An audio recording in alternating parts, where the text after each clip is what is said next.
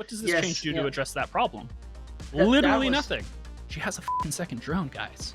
Doesn't matter if you knife her. I think it changes more than anyone really realizes right now.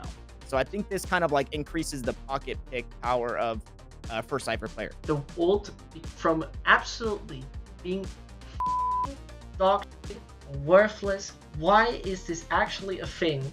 To it's something. You know, there has been PBE, and that PBE is about Fade as well as Cypher. And I can tell you we directly start with Fade, and we know good old Fade. You know, some, if not the most popular initiator by now by a good mile. If I'm not totally wrong, I could be wrong, but I think I'm quite right about that. Everyone loves Fade, everyone enjoys Fade, everyone loves the diversity of Fade. And when we take a look once more at the beautiful graphic that the people at Do Not Peek have prepared, this is what has happened. Okay, I'm gonna guide you through this real quick. Duration time of the Prowler reduced by 0.5 seconds. That's actually quite a good bit. The delay on the bite reaching target increased to 0.6. There's been hitbox improvement, which is good. The near sight duration also has been reduced to also quite a bit, to 2.75 seconds.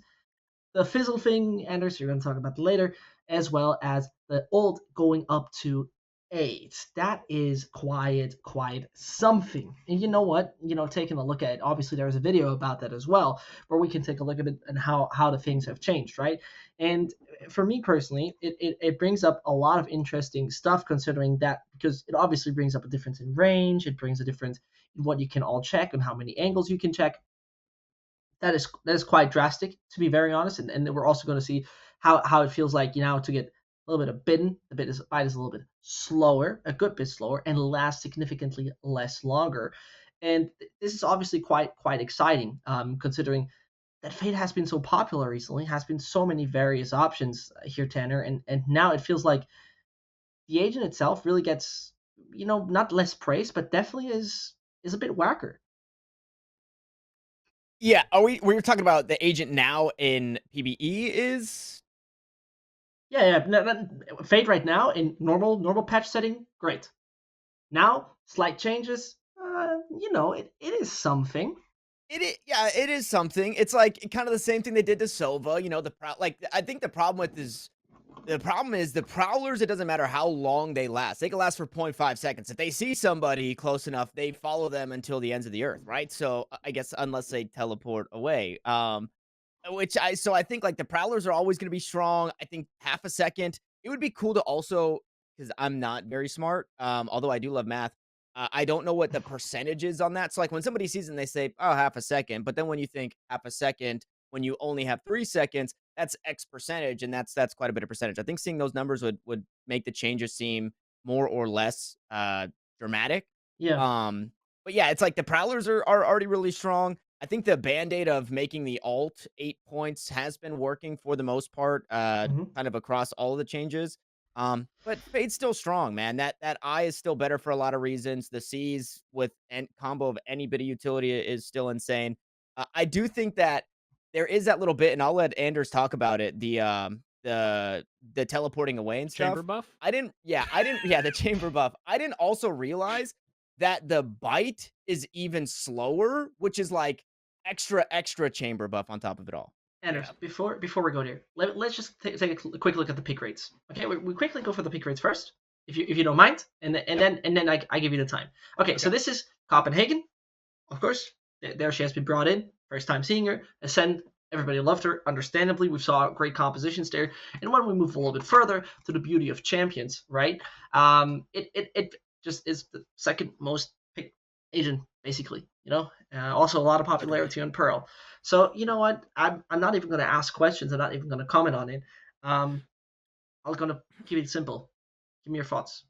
So, quick walk down memory lane. I think that looking at a lot of Fade's pick rates on like a more statistical basis, a lot of people are just like, oh, she's a 1-to-1 Sova replacement, and like we've seen her pick rate trend up over time because of that.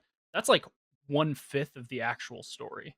I mean, obviously, if you go back far enough, we had Sova at like 80+% pick rate, and then he started to recede a little bit in direct reaction to the release of KO. You started to have knives coming in that were canceling AL drones.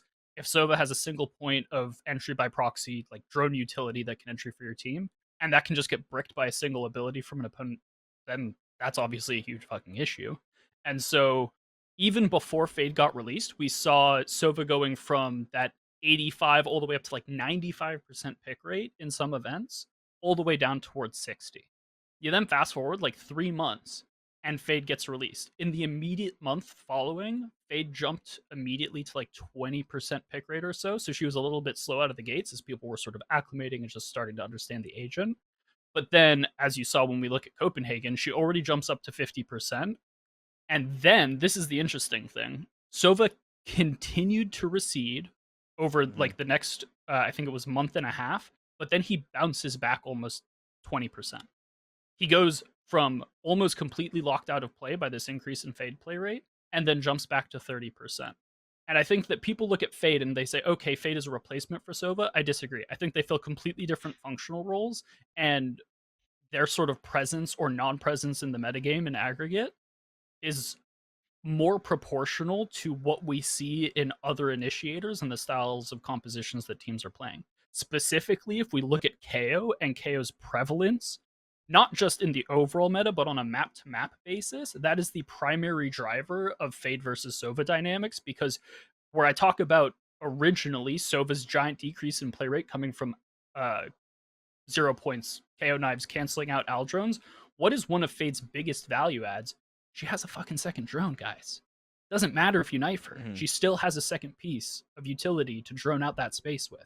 And so when we see KO now up in the 45% pick rates, what maps is that happening on? And why is Fade so much more important than Sova there? It's pretty self-explanatory. Like, it's super interesting. And then you look at these changes. Yeah. In that context, do we expect Fade to get worse based off of everything I just said? If the primary driving factor behind Fade being picked is the fact that she has 2 prowlers and can't be canceled out, what does this change do to address that problem? Literally nothing. That was my thought process as well, because it feels like it felt a bit like with the 2 traps on Chamber and 1 trap on Chamber thing, basically, right? 2 trap Chamber was, okay, you know what? Why is this agent even in the game? 1 trap Chamber was, you know, it's still very worth it, right? It didn't become a mess, but there was other driving forces for an agent. And I think the second drone aspect, as you just mentioned, is like the thing with her. You know, her C's is good, great ability, you know, to stopping power, as well as, you know, combining it with things like Raze, for example. But I see what you mean, right? And also I think, I don't know how you, for example, see Turner, I think the ult, you know, I think the ult was good. The ult was good, but it was not like, oh my god, this ult was so overpowered, what the hell? And that 1 extra orb is like understandable that they've done it, but it's not going to make people like totally back off and be like, oh, unplayable agent. Yeah, she's still going to be played. I think it's like very comparable to Chamber, like you said, where Chamber is just so strong for a lot of reasons that even if he gets nerfed, like, it has to be something pretty drastic. So these, you know, half a second on the Prowler that latches on and chases somebody really no matter what, especially if you spot them with the eye, like, you have so many ways to make one or both of your owl drones, your kitty drones, latch onto somebody, right? You spot them with the eye, and that's going to follow the trail. You hit them with the ultimate, that's going to follow the trail. You just see them, and that is going to follow them. So, yeah, it's tough because we've seen it a couple times with a couple of agents now, Fade and Chamber mostly, where you're like, what can you do to this agent without just completely gutting it or like completely overhauling it? Like, you have to find ways to make it still be viable. But I just said it. The concept is just so damn strong. So I think that this analogy to Chamber is fucking so fantastic, because we can look at the nerfs that happened to Chamber and the same story is repeating itself. What breaks Chamber? It's his untradeability mechanic. If you nerf anything other than his untradeability mechanic, nothing fucking happens to his pick rate. If you look at Fade, her defining characteristic is her ability to EBP, to drone, more than once. If you do not affect that part of her kit, nothing is going to change. This is not going to, like, this is going to hurt her win rate by, like, maybe half a percentage point. That's how it's going to move the needle. If you want to actually hurt Fade, and this is the nerf that I've suggested in numerous venues, is to attack her ability to drone more than once in quick succession, put an internal cooldown of like 10 to 15 seconds, so that it's not, I drone immediately again. Make it, I drone, I have to wait, do something actually intellectual, play for space around the map, and then I can drone. Make there be actual opportunity cost of the way that you're timing your utility. That hits the agent in the way that it is identifiably powerful, Like, that's how you hit this agent. That is how you Yeah. hit this agent. Make sure to subscribe to Valoranting because they ask some pretty good questions, so you don't want to miss out on the answers. So to bring something in, maybe we can show the graphic of the changes again. Yesterday, you seemingly explained good old Matt, old silly, something in his chat, and that is the fizzle kind of thing. And I'm just going to speak for myself, but I think Tanner as well. We both didn't really know what the fizzle thing is, Tanner. Tell me if I'm wrong. But, No idea. Yeah. So what in God's name is that Until fizzle I saw thing? this. Yeah, so the English of this is kind of all over the place, and it's a little bit abstract to explain without using an example. But what this is essentially saying is that previously, if a prowler was going towards like a chamber, and obviously the chamber's posted up on his line, he's sitting within the range of his teleport, he's going to wait until the absolute last millisecond to get himself out of there. And so what was happening is a prowler would get super close to the chamber, start its like pounce animation, he would teleport, and then at his end point after he teleported, he would still get blinded. He'd still get the near sight, he'd still get the trail. That's like, okay, what the hell happened here? What this change is doing is it's making it so that if he teleports at that last second, the prowler's no longer going to essentially follow him to his endpoint. It is just going to fizzle instead. So we've somehow managed to buff chamber in a non-trivial way.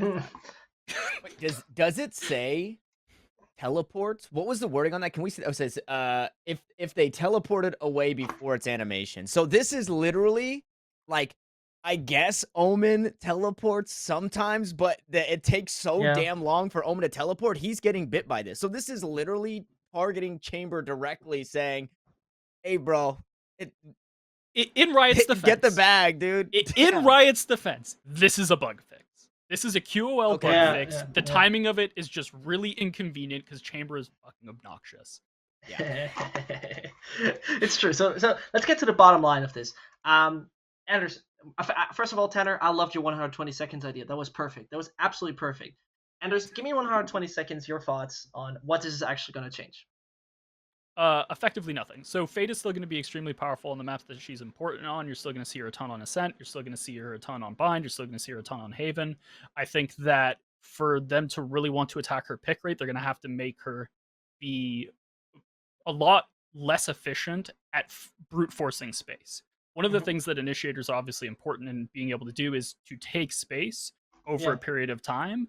And it's important that there's a certain degree of counterplay to that. You have to be able to deny that space taking, and because of Fade having 2 prowlers that can be used in immediate succession, her ability to make it so that you effectively don't have counterplay because she has an immediate answer to follow it up to, it is her key issue. You've got to put some sort of internal cooldown on her prowlers, make it so that she only gets 1 prowler, and then the other one comes up after like 30 seconds into the round, sort of like a sky flash.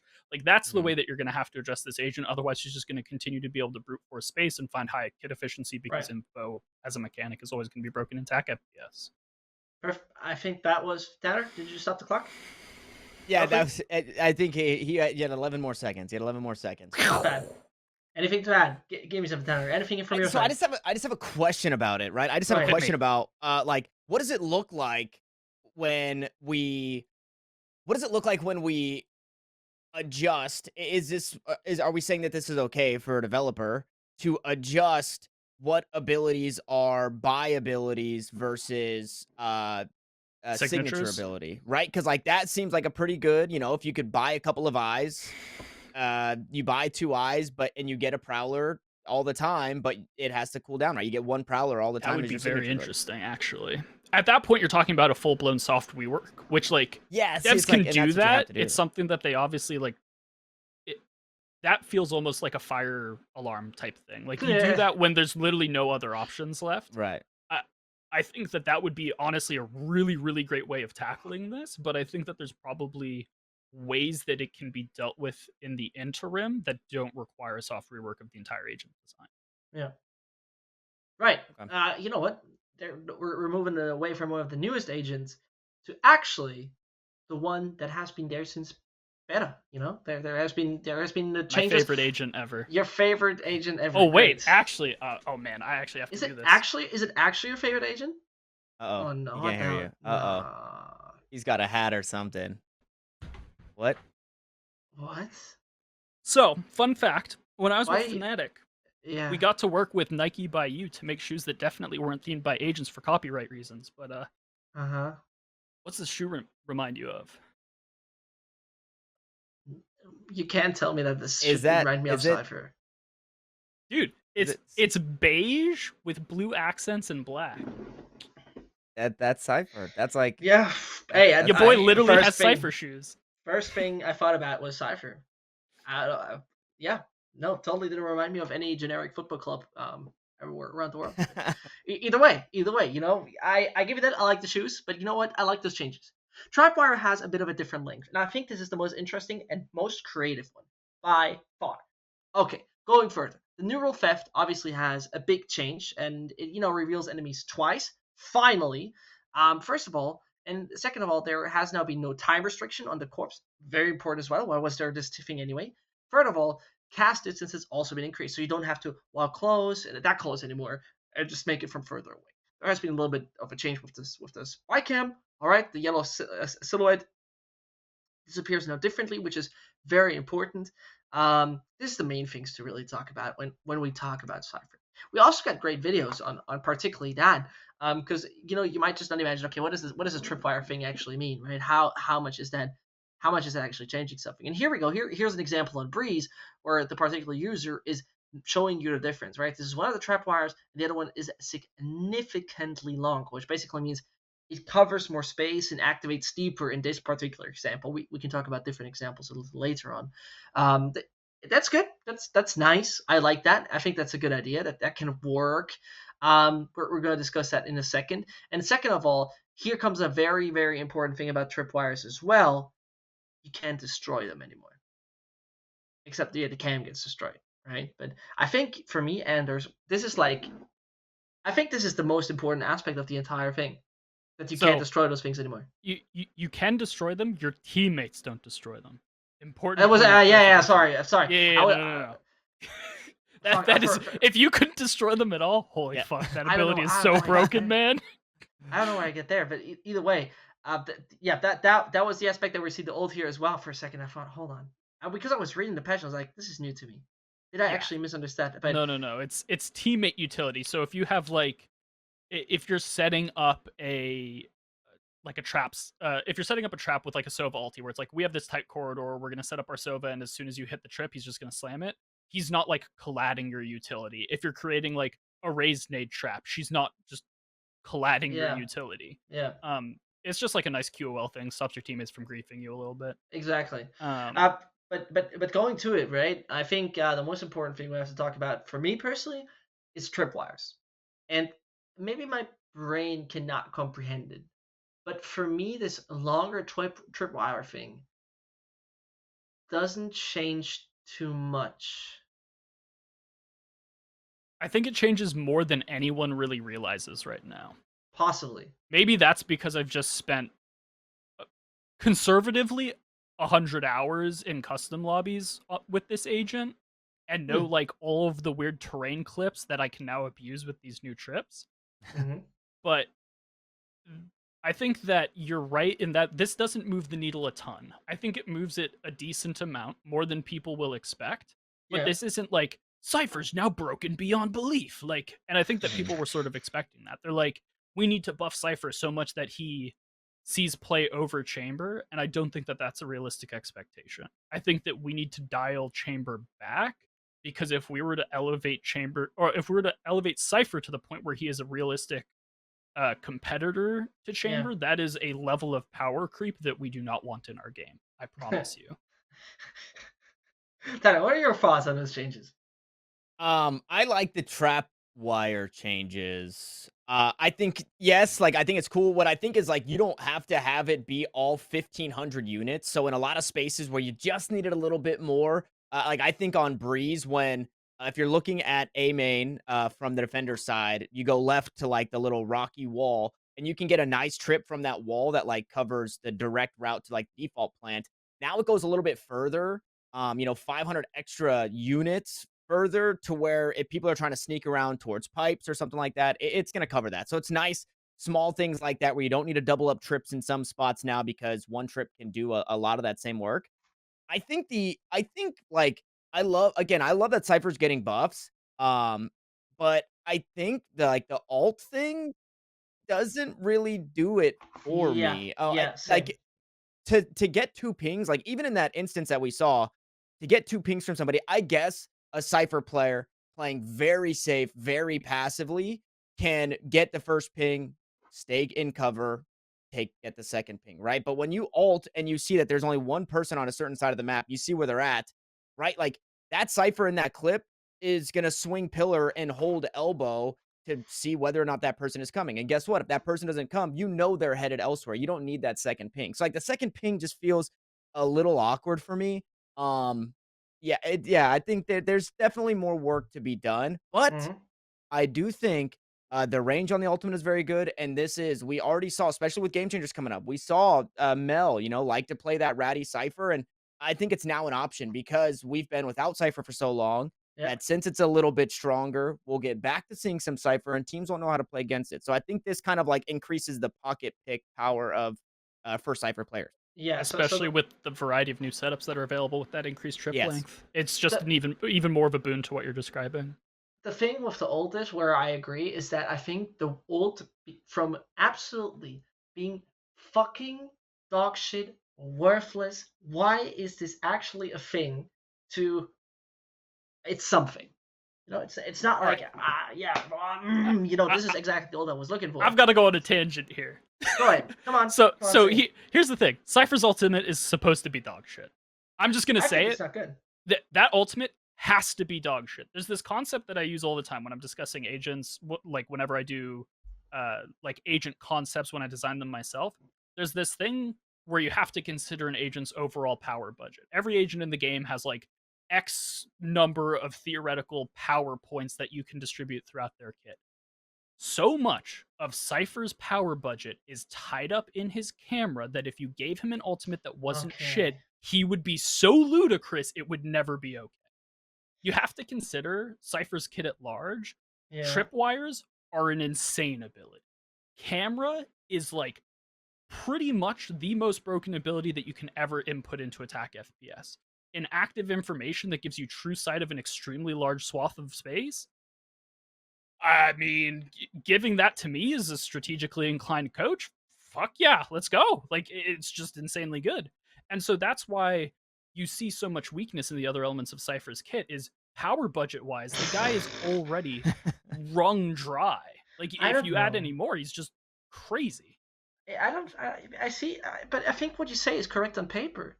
I think that cams are, technically speaking, as you say, a valuable tool that gives you real life, real time information. But at the same time, the predictability of cams on pro level, where you anti-strat, is like, I personally feel, I might be wrong about it, that it is not as valuable as you describe it. On paper, yes. In isolation, yes. In actual play, I don't think so, Anders. Results wise, it is. Fun What do you fact. mean by that? Yeah. Cypher's already a positive delta on most of the map pool. 5 out of 7 maps, he's over 50% win rate. Included that is in the current meta where Chamber is oppressively broken. So Mhm. we're saying that quantitatively, like provably via mathematical fact, Cypher is already an above average agent, and we just Mhm. buff. Okay, So- but can we compare it to the other Sentinels? Is Killjoy worse or better? Is Sage Worse. worse or better? Sage Both? is better, but Sage I wouldn't even compare them, to be honest. Yeah, fair. Just from the category, right? If Yeah, we yeah, go yeah. by quantitative, we have to stay in the same category. Mhm. Okay. I still think that his ult. I see your point, but I think this is not how an ult works. An ult is supposed to be overpowered to a certain extent. That's subjective, is it not? I think you save up 7 points or 8 points or 6 points to have something that is not necessarily round winning, but let's say round deciding. I mean, that sounds like your personal take on how an ultimate should be designed. Yeah, sure. I mean, sure. Don't get me wrong, but I mean, you save up for something in my eyes, or there is like a certain degree of consideration. It's like if you're gonna have to accumulate something, you want there to be a material reward for the players, so that there's a feeling of like actual enjoyment behind it. Yeah. Are those do you know, Anders, of those numbers of the maps and the percentages that Cypher is positive, Mhm. are those maps where teams are playing Cypher and Chamber? No. So that I looked at this. There is literally no incidence of dual pick except for on Pearl. Okay. in the statistics 'cause- that I'm referencing. Okay. But okay, so now in what you said about Cypher, with Chamber being in the game and being as strong as he is, do you not think that they could? You don't want to obviously make Cypher Chamber in strengths, but Mhm. we've seen that Riot allows things like that to be possible. So why not push Cypher a bit more in that direction? So here's my take, and this Right. this is like my summary take on this entire concept, like the Okay. entire topic. If you nerf Chamber, I think Cypher's already that strong and oppressive. I genuinely think that if you were to dial back Chamber's TP to a way that makes him like considerably balanced to the same extent that, for instance, we saw with Jett, Cypher suddenly becomes the S tier Sentinel, and he spikes from his current like 51 to 53% win rate across multiple maps to like 55 plus and has a 60% pick rate. Yeah, I genuinely think he's already that strong. And the perfect way to talk about it, because we collected a few pick rates, and also shout out to Ian who made the graphic. Then let's take a look at the pick rates. You know, we're starting here with first strike. You know, 60. You know, we have to say obviously agents have been introduced over the course of time, right? Mhm. And obviously it's a massive drop off. You know, because there has been a lot of diverse. You know, there has been a lot of various agents introduced throughout this entire time span. But a championship was sitting at 6%. Yep. So, like, let me put it this way. Let's phrase it differently, because I think I think, correct me if I'm wrong, Tanner. You already said it makes him a little bit more of a niche agent that can, you know, has its value.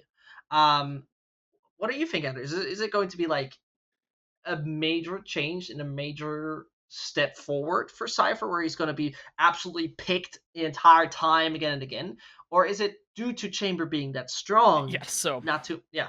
It's a direct function of Chamber. So like one of the things that people need to consider is that untradeability as a basic mechanic has its value increases exponentially with the caliber of player that is using that untradeability. If I effectively get an extra life, the more cracked I am, the more valuable it is. Pretty common sense, right?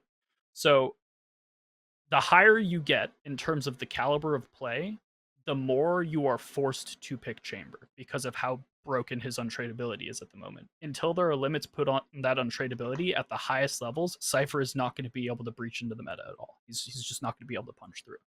What you are going to see is in like tier 3, lower tier 2, maybe even lower tier 1, Cypher will start seeing niche picks just for like surprise factor. He's going to be there's a concept called mosaic warfare, where basically you throw a bunch of weird different things at your opponent over a period of time so that they're confused and they can never get a read on any specific tool. The FPX, team that adds FPX is literally the perfect example. Yeah. Nailed it. I think that the teams that add Cypher to their mosaic warfare arsenal are going to find a lot of success in the coming months. Okay. It's not going to be something that you pick over Chamber consistently. It's not going to be something that you pick on every map consistently. But it's something that when you do pick it and it is very concertedly used and has a great plan behind it, it will just win games. Right. Yep. I see that. I'm generally going to see that. Just quickly asking you, and I'm starting the review, Tanner. Do you think what I thought about? I think this makes it a bit more interesting in a ranked aspect. Considering, I think that does not necessarily make him more interesting in ranked. It's a boring agent for ranked, to be frank. Right? For ranked players, it feels like a very boring agent. Do you think that is going to have any impact in any sense? Because in my eyes, it's going to be like that doesn't necessarily change. I think that Cypher is the agent in ranked for the guy who likes vanilla ice cream with no toppings, and not that I'm that guy, but I dabble. I feel in personally vanilla. attacked. I dabble in vanilla, you know. So I like the Cypher in ranked. I personally like the idea of putting something ratty down, having a cage to be able to move around it, you know, having somebody be revealed, shooting them without even them seeing me seeing them. I like that idea. I think that your teammates not destroying your tripwire for ranked is the best buff you could have at any point in time. Like, you could give Cypher actual aim hacks and wall hacks, but if your teammates could still destroy your trapwires, then that is what makes that agent feel so horrible, right? How many times you like anchored B on bind, you've got and then you got a couple of shock darts just coming over the top, or like a raise nade, and it just completely destroys everything on the site, right? Because they're trying to stop the plant. So I think in ranked, that's a huge upgrade to Cypher's kit, just because your teammates they just do weird shit, you know? They just throw random blast packs The and break classic stuff. teammate raise nade that nukes my entire rap set. Yeah, It's my exactly. favorite thing. Literally just the best. Exactly. So I think for ranked, it looks pretty good. As for esports, we kind of already hit it, right? Like pocket picks, right? Where or like against the neons, like we've already kind of seen a little bit, or players who played a lot of Cypher before Chamber came out, and will look to go back to that just to kind of catch people off guard and against some of the divier teams. I'm really looking forward to seeing it in Game Changers because I know Mel busted out the on Ascent, the Cypher on Ascent. And that's I'm ready to see that again. I'm ready to see that again. Endless Chamber is fun. Here's my saucy prediction. I probably shouldn't leak this because I would want to save it for a team that I'll coach, but I think that the places that you're going to see Cyphers is a pocket like niche mix-up pick on Ascent, and I think that there is a very, very real opportunity to abuse him in a Cypher Chamber combo pick on Fracture. Dual Sentinel comp with Cypher and Chamber on Fracture, sleeper broken, I promise you. Like, I literally guarantee it. People are going to argue, people are going to disagree. I guarantee beyond a shadow of a doubt that that comp is crazy. Yeah, I think Okay. too. I want to add to that, like especially thinking about Fracture, the increased range on the tripwires. I was thinking about on defense, kind of being able to toss them out a little bit further, and or even I guess on attack, placing them further back, so that way if somebody's flanking, they can't take as much space, right? They can't hold an angle on your trap wire when you come back to peek. They can shoot you. Your trap wire's there, but it did nothing. I think Right. on Fracture, you get a lot of that too, especially on defense, where you have a lot of these longer angles. Whereas now, if you walk up to any opening, any avenue to get into a site, and there's a Cypher on the team, you know to just shoot somewhere on the wall. But now you have a lot more options, and it's gonna have like a lulling sense of security for an attacking team to think, okay, we're good, and then just randomly you have this 1,500 unit trap wire right as you're about to step on the site. I do think now that I'm thinking more about it, that range buff is gonna be pretty solid overall. It feels like that. It very much feels like that. I'm just thinking the entire time when I think about Cypher, about his golden times, because you talked about him being a very vanilla agent. And just asking that, and then I'm going to have the 120 seconds with you, Tanner. Um, don't you think, Anders, with the modern metas that we have, considering stopping power, and this might be a question where you're going to be laughing at me, because for me, Cypher just brings whack stopping power. Tripwires are stopping power, right? Mhm. But they are not stopping power. I think that, like, honestly, if you want to contextualize him in the modern meta and talk about like his pros or cons there, it's always going to come back to Chamber and indirectly what Chamber allows. I think that the issue isn't necessarily like, oh, does he or does he not have stopping power? How valuable or like non-valuable is that stopping power? What you need to talk about is like how consistently are you actually going to get value out of your setups. In a meta where everyone's picking Chamber and that's enabling them to pick non-jet duelists like Raze, how often are my setups just going to get absolutely ravaged by a site side nade? Like that's the stuff that I personally think is going to hold him back and why he's going to be as niche a pick as he is. Right. Yeah, and I think that is probably summing it up quite well. Tanner, we've done with Anderzz and Fade. Give me your 120 seconds. Your 120 seconds of thought on the Cypher changes. 120 seconds. Okay. Count me down. Cypher Go. changes. I think the trap wires are really cool. I think, again, like talking about ranked just in general, you're a bit more self-sufficient. You have some range on your ultimate. You have some range on your trap wires. They can't get blown up by your teammates, which they will always find a way. Anders just mentioned it here. Now you can set up trips on site because you're not worried about anything delaying a post plant, a brimstone ult to break your trip that is a little bit deeper or kind of planted on the site that's going to be broken by that. That is super cool. I think in terms of, I think it just comes down to this. If we nerf Chamber, we buff Cypher. That's what it sounds like. And I know that's kind of how we're all feeling. I do think it needs a little bit more. I do think it is only still a pocket pick, and it's going to be super random. But that player right now who played Cypher just like Anderzz does has so much more to look forward to in just playing the same 8 setups on Ascent that actually work, because now there's going to be 12 to 15. So Cypher, it's cool.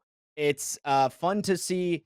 Riot staying proactive, I absolutely love to see that. I think it needs to be a little bit more before either more to Cypher or less to the other Sentinels in the pool before we Right. actually really see big changes. And we're taking a little break, and we'll be back talking about the entirety of Game 2. So, stay tuned.